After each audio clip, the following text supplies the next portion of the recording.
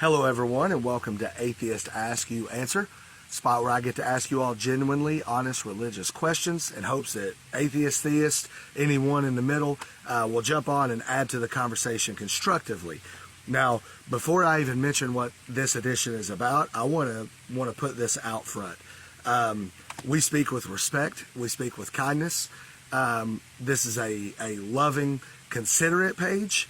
It is not an exclusive, inclusive page to where the vile and disgusting things that are going to be shared on the internet come here.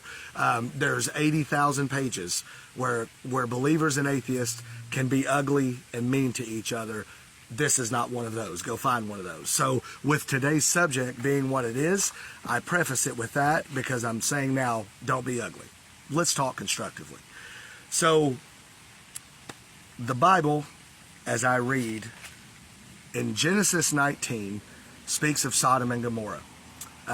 In Leviticus 18:22, it speaks of homosexuality being an abomination. And we all know there's several verses throughout the Bible, the Quran, anywhere you want to look in any religious book that speaks to the sin and the nature of homosexuality. And the first thing that they always say is, other than it being an abomination, the second most common word that I've heard spoken from believers or Christians or anyone that say that's not right is that it is unnatural. That's the second word. Abomination first, unnatural second.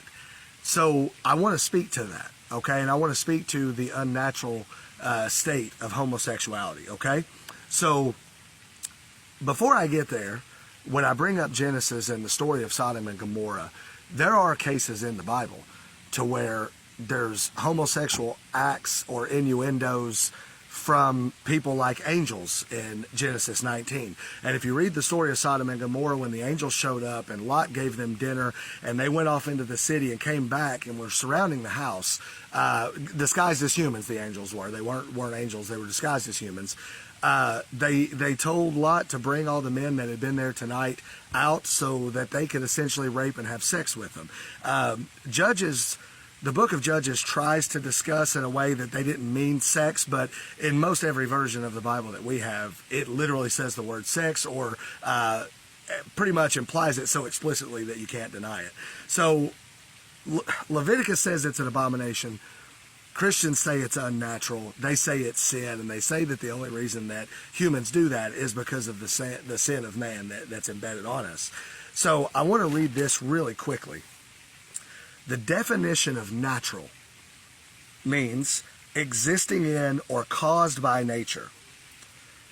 There was a study that I'm going to put the link to in the comments so that anybody who wants to see it can see it. But there's a multitude of things out there like this that follow this line. But I'm just going to give you one, and I'll pin the link in the comments.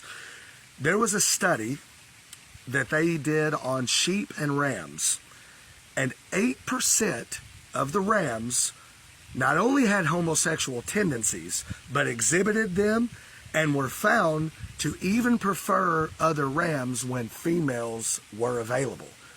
8%, nearly 1 out of 10 rams exhibited, portrayed, and showed homosexual tendencies to the other rams, even in some cases over the females. So here's my question. Are rams natural? Or are they also influenced by Satan or sin?